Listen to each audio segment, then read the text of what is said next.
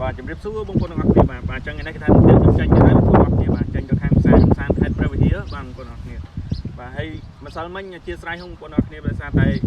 មានកម្មវិធីនៅក្បែរផ្ទះអញ្ចឹងណាខ្ញុំអត់បានចេញវីដេអូទេបងប្អូនទាំងអស់គ្នាបាទហើយថ្ងៃនេះចេញទៀតហើយបាទអញ្ចឹងបងនៅខាងព្រះវិហារគាត់កំងតាក់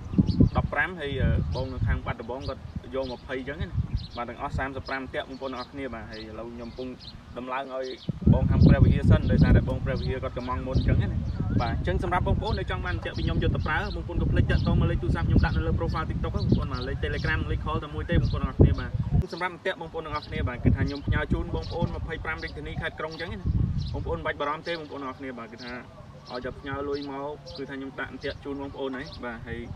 តាក់នេះផងដែរបងប្អូនបាទមិនថាបងប្អូនមានស្រែប្រាំងឬមួយក៏អត់ទេឲ្យតែមានកដោបងប្អូនអាចយកទៅដាក់កំសាន្តបានបងប្អូនទាំងអស់គ្នាបាទបងប្អូនមានអារម្មណ៍ថាស្មុគស្មាញអញ្ចឹងណាបងប្អូនដាក់ទៅគឺថាមានអារម្មណ៍ស្រស់ស្រាយបងប្អូនបាទព្រលឹមឡើងយើងដើរសារ